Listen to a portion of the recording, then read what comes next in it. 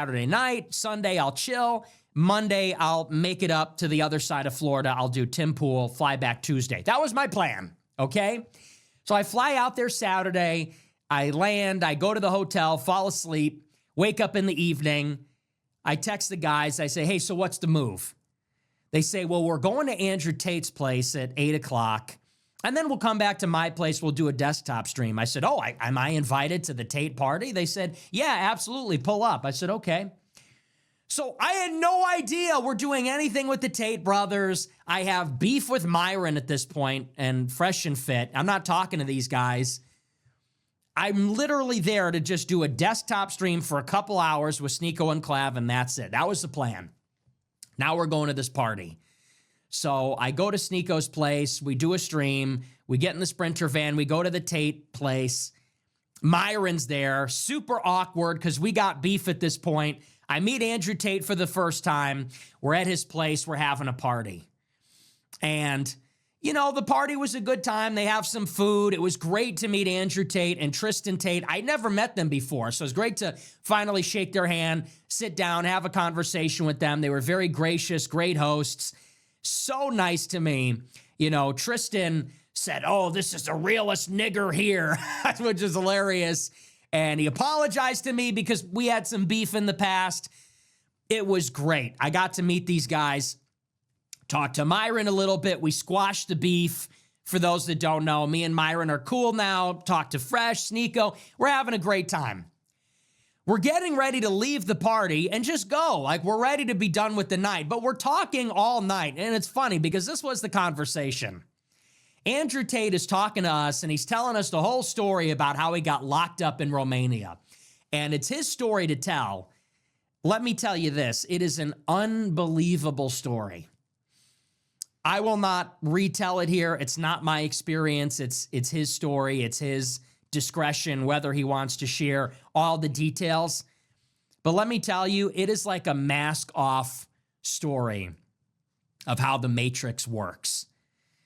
And he said this much, it is so political. Everybody calls him a sex trafficker and an abuser and all these things. It is so political, you just wouldn't even believe it, how explicit, how nakedly political it really is. And he's telling us the story. And long story short, by the end of the night, he's telling us young guys, it's me and Sneeko, we're the same age. Clav is 20. He's way younger even than us. And Andrew's sitting there telling us, he goes, you know, the world used to be a fun place. He said it really used to be. The world was fun. I feel bad for you guys, he says, because the world isn't fun anymore. You can't do anything. He goes, what can you do? Go out, go to a restaurant, go to a stupid club, go home. He said, back in the old days, we could do anything. We would just go out with 20 bucks in our pocket. We'd go to a bar. We'd get in a fight. We'd race cars. Race the cops, whatever. He said, now you can't have any fun anymore. He goes, and why do you think that is? And we're talking about it. Maybe it's because there's cameras everywhere, social media, attitudes have changed. We're saying the world is just not a fun place. It's just, you can't do anything. And so it's sort of funny. We have this conversation. Somebody gets the idea. They say, well, what if we went to a club and brought Nick? And I'm going to try not to be super offended by that. I'm the punchline, I guess. What if we brought this virgin incel loser to a club in Miami Beach? Ha! That would be funny. Let's all point and laugh at the loser dork. We'll bring this nerd, this inhibited nerd to the club, and let's just see his reaction. Let's just see how out of place he is. So that's the big joke. That's the big idea. Clav thought of it earlier in the day. He said, let's bring Nick to the club. I just want to see him in that environment. That would be good content. It would be funny. Let's all point and laugh at the authentic, earnest, wholesome Chungus. So that's the idea. And we're kind of talking about it, joking, laughing about it. And I'm thinking, I don't know. Yeah, you could tell that Nick is a very good sport about this whole thing. I think everyone was aware. Everybody's eyes was on Nick. Let's all be honest. He's the most interesting of the group, the most polarizing. I think everybody was just curious of how Nick was going to act in a club setting. So there was a lot of anticipation built up. But yeah, this was an epic craziest night. This is the craziest collab that we've seen. It's already still January of 2026. I like how he's approaching this very lighthearted. If you watch all the other people's reactions, Myron doubled down. Sneeko was a serious stream, but he doubled down as well. I think a lot of people were very disappointed in Andrew Tate because it seemed like he copped the plea and he was very serious and oh no, it wasn't me, it was them that played the song. And I like the fact that Nick is approaching this in a very lighthearted way, and he's not being very serious about it. He knows what it is. It's a very playful tone and it's funny. Okay, they're just guys hanging out for a night. It's a little dangerous. Everybody wants to kill me. I said, I don't know. I mean, it's not really my scene. It's dangerous. I said, but I would like to do it. I don't want to content cuck everybody. I said, so, maybe I'll go. Andrew Tate said, if you go, I'll go. I said, well, if you go, then I'll go for sure. So everybody's laughing at the idea, and everybody loves the idea. It's funny. What if the Tate brothers, Fresh and Fit, Sneeko, Clavicular, and Nick Fuentes pull up to a club in Miami Beach? Wouldn't that just be funny? And it is objectively hilarious to think about this cast of characters. You got the Tate brothers, who are just totally infamous. You got Fresh and Fit, who scream at whores on their show. They bring 15 girls and say, get the fuck out of here. Get the fuck out of here, bitch. Hilarious content. You got Sneeko, this Muslim red pill guy, Clav, who's like the hottest new streamer, bone smashing, looks maxing. You got me. It's funny. We get in the Sprinter van. I think Fresh arranged the whole thing. We pull up to this club, bypass security, bypass the line. We get in there. We got bottle service. We have a whole section. Everybody is taking pictures of us, swarming us. And we went really just to say that we did it. We went just to see. None of us like the club. We're all saying the club sucks. It's dumb. We're all talking about it. What do? You go in there, you stand around, you nod your head. Everybody's on their phone. Everybody's bored. And that's what it was. We think we're going to pop in for 15 minutes. But there's one fateful decision that changes everything. We're in the car. Justin's playing this like country song, and everybody's cringing. I hate country music. I think it was Sneeko. I'm not sure who it was, but somebody says, let's play Heil Hitler in the van. And so somebody puts on Heil Hitler by Ye, which, if you don't know, is off of his album Cuck, among other songs like Gas Chambers and Hitler, Ye, and Jesus. Heil Hitler was the top charting single from the album. So we put on Heil Hitler. We're all singing to it. Myron is hyped up, throwing Romans, okay. We go in the club, and somebody, I'm not going to say who, but somebody gets the club to play the song in the club. It comes on for 30 seconds. Everybody's singing it. Everybody's going crazy. People are looking at me from across the club, Roman saluting me. I'm pointing at people. Fuck yeah. It's funny. So then we split from the club. We go home. Great time had by all. A great time had by all. We all had a great time. We all had a great laugh about it. It's fun. Everyone's talking about it. Go back to Clavicular's place. We do a desktop stream. I'm laughing my ass off. We go and get tacos afterward. We go to bed. Wake up the next day. There's all this international backlash. That was the most trending thing on Twitter. If you're not on Twitter, you need to be on Twitter. That's where all the crazy, uncensored people, it's like Wild Wild West over there. And everybody was just going hard. It was the most viral thing, I swear. I still just can't get over the fact that Myron didn't snitch on no one. Sneeko didn't snitch on anyone. Clavicular didn't snitch on no one. Nick didn't even snitch on anyone. It was Andrew Tate that folded, man. He got pressured with the PBD podcast. Adam, who is Jewish, pressed him.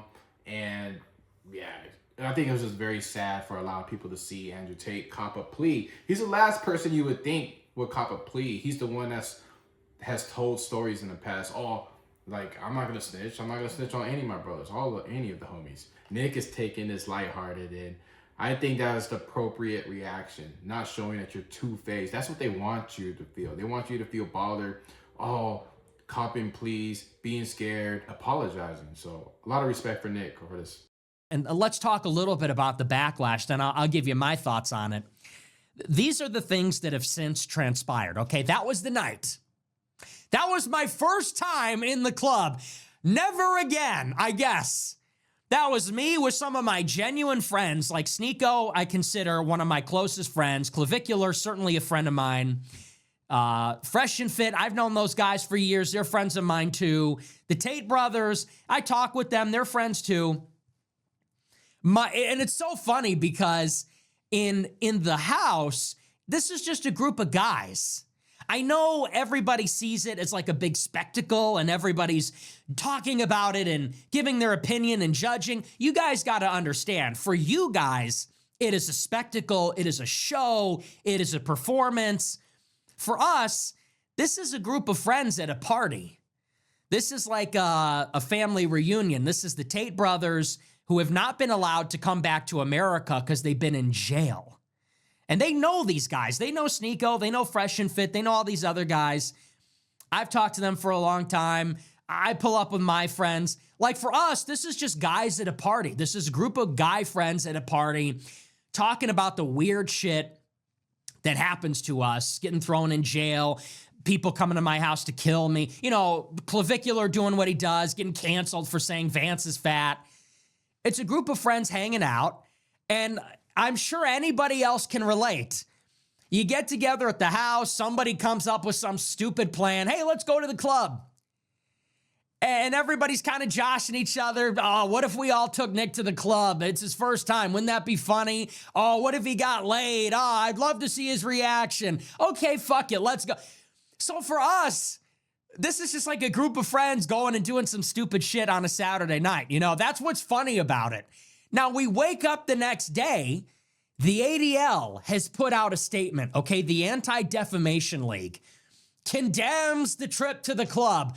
The mayor of Miami Beach, puts out a statement and says, this is abhorrent, this is horrifying. We want to keep everyone safe. I can't imagine how everybody felt. The club puts out two statements. The first statement says, we don't know how this happened. We've launched a full investigation. These people are never allowed back in. The second statement, they said, we found the people responsible for the song. We fired 3 people. They're never coming back to the club. Okay? It's an international incident. It was on the evening news. I'm driving to another city in Florida. I get to my hotel. I put on the TV. It's on the Channel 7 nightly news. I see the clip of us hanging out playing the song. And the mayor's response. This is from the New York Times. It says, quote, it's a little bit long, but I'll read it to you. This was in the New York Times. It says, quote, a Miami Beach nightclub is drawing intense backlash for playing a rap song by Ye that glorifies Adolf Hitler while hosting an entourage of right-wing influencers, including Andrew and Tristan Tate. The club, Vendome, is known for its selective door policy and table service priced at thousands of dollars. On Saturday night, the Tates, who were joined by Nick Fuentes, visited the club. Their entourage included the podcaster Myron Gaines and other members of the so-called manosphere. Videos of the men's outing soon spread online, showing a DJ playing the song Heil Hitler by Ye, while some in the group chanted the song's name and its chorus.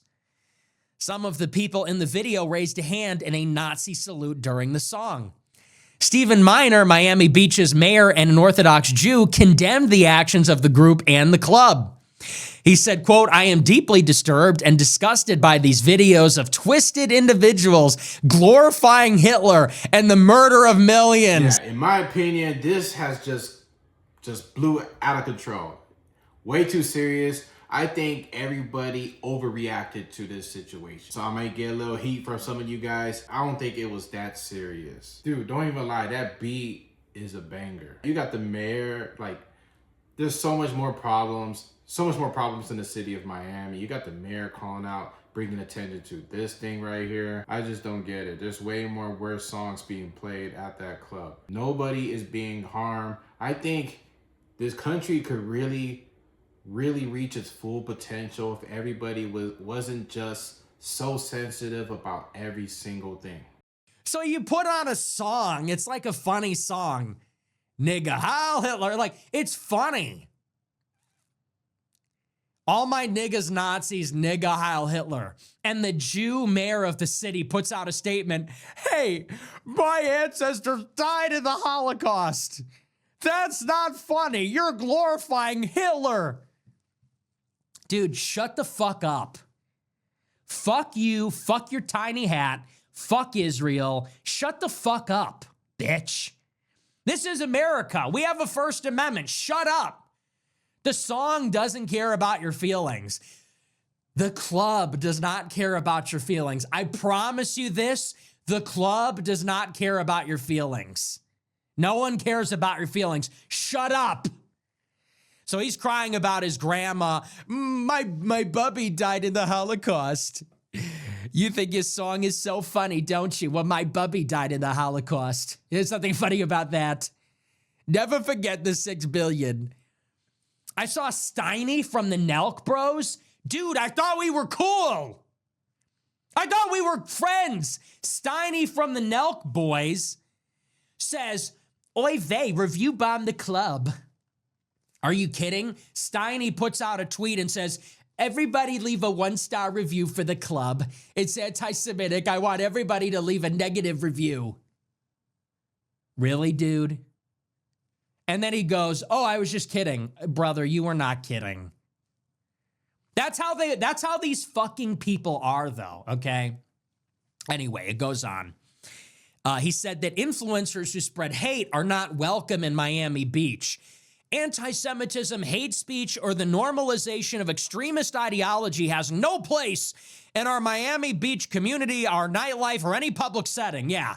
Cocaine, sex trafficking, prostitution, that's fine. You know, here in Miami Beach, we have values, all right? Hey, listen up. Here in Miami Beach, here in South Beach, okay, yeah, we do drugs. Yeah, prostitution. You want to go and date rape somebody? You want to go and fuck on the the floor of the club? You want to fuck on the beach? You want to shoot people? You want to be a gangbanger? You know, that's fine. But we draw the line at anti-Semitic songs. Okay? This is South Beach. We have values. We don't tolerate that kind of immorality in our nightclubs. Asshole. Like, really? Seriously? That's really what it's come to in our country. You want to be like a complete degenerate? Hey, knock yourself out. You want to play a funny song? Sue them, arrest them. You're not welcome here. You're banned from the club. You're banned from McDonald's. Anyway, he goes on. The ADL, a group started in 1913 to combat anti-Semitism and prejudice, rebuked the nightclub. The Anti-Defamation League has rebuked the nightclub in a series of social media posts. The group said, quote, imagine being Jewish out for a fun night, and now you're surrounded by people performing Nazi salutes to a song that glorifies the individual responsible for murdering 6 million other Jews. This is not okay. Honestly, I'm like literally shaking. Nick brings up a lot of good points right here. He's basically calling out the hypocrisy of the people who are pointing fingers at him. All he did was go out to the club with his friends, play a troll song. Look, I don't even think Nick and their friends, they don't hate anybody, okay? They're not trying to incite violence or anything like that. They just think the song is a banger. They went out to the club. They wanted to have a good time for content. It was a spectacle. They wanted to see how Nick was going to act in a club setting, okay? But I think it's clips like this that make a lot of people gravitate towards Nick Fuentes. He's just showing the hypocrisy of the industry.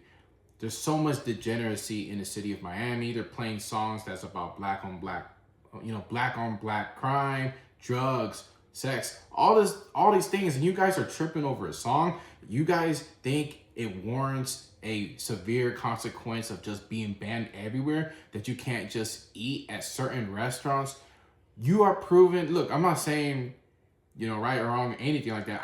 But you guys are proving them right by, moving that certain way. Even the mayor issued that statement. He's even having people he's even pulling up to people's houses if you're like saying something bad about him. You guys are presenting a certain society that's very dislikable. You're wondering why people gravitate towards people like Nick Fuentes. I'm just surprised there's no one on their team that I don't know if they're just older, out of touch, but you gotta be seeing this. But Nick Fuentes makes a lot of great points. American women that are given a platform. People in the club are doing blow. They're doing weed. They're doing everything you can think of. American men. That's fine. You walk up and down in Miami Beach, they got the inclusivity flag, that like gay pride flag on steroids. All that stuff is fine. That's the country we live in. Where's the statement on that? But again, you put on a song that says Heil Hitler and everybody loses their mind. Now, what are we to conclude about the country other than that this country is run by Jews? This city is run by Jewish gangsters. And what actually are their values? Is the idiot mayor of Miami Beach going to I see Adam Sosnick on PBD losing his mind about this, freaking out. And it's like, dude, you sound like a woke leftist piece of shit when you talk about this issue. And I think about this guy, Adam. He takes so much pride in he's this guy from the club. Well, I know the best clubs. He's like a proud degenerate. And he claims to be an anti-woke right-winger. He's got a big problem with Muslims, big problem with leftists, big problem with black crime, big problem with black people. He offends Muslims on the daily, offends blacks on the daily, offends me as a Christian, Christians on the daily. When this edgy, edgelord troll song comes on, he sounds like a screeching leftist. Why didn't you get up and leave? You are the company you keep. If you sit at a table with one racist, everyone at the table is a racist anti-Semite. Seriously, bro? So what are your values as a Jew then? All these Jews in Miami Beach, like I said, for them, prostitution, pornography, drug abuse, sexual assault and sexual abuse, that's all fine. That's all fine. Pimps, players, all that stuff for them is fine. Hey, have a good time. Offend Jews, it's an incident. Well, I don't want to live in that country anymore. I don't want to live in Jewish America anymore. I don't want to live in a country where those are our values. I think that we should have different values. I think that we should live in a Christian nation. I think that we should be more offended that young Gentile women are being trafficked by Jewish OnlyFans, because that's who runs it. Do you know, by the way, that OnlyFans was not a pornography site when it got started? OnlyFans was an alternative to Patreon. It was just another subscription website like Patreon, like any other one that you can think of. That is until it was acquired by a Russian Jew. And then he transformed OnlyFans into a business where Gentile women are trafficked for money. He turned it into a business where young women turn 18 and it is totally destigmatized. They start selling softcore and hardcore pornography of themselves. And by the way, those are our women. America is the biggest market for OnlyFans. American OnlyFans creators are making millions, maybe billions of dollars. Those are American girls. Those are American women that are being trafficked. American women that are given a platform and sold to young American men. Who do you think's buying it? To American men. Well, a rich and powerful Jew takes a cut off the top. Hey, Adam, you got a problem with that? Hey, cocksucker mayor of Miami Beach, Jew, you got a problem with that? Where's the statement on that? Miami is a city where young American women are trafficked, lose their innocence in the service of Satan, And equally, young men lose their innocence buying this too. Where's the statement about that? Is the ADL going to protect them? Is the idiot mayor of Miami Beach going to protect them? No, they profit from it. They profit from it. They make money off of it. They encourage it. They are vampires. They suck our blood. That's fine. It is a vampiric city that steals innocence. My perspective on the whole thing, like I said, we had a good time. And what the hell happened to the country? You literally cannot have fun in the country. Think about how many freedoms we don't have anymore. Why do you think everybody is so miserable? You can't do anything anymore. Think about it. Everybody is so worried about being politically correct. Everybody's so worried about being cringe. Everybody is so self-conscious. That's why nobody can have any fun.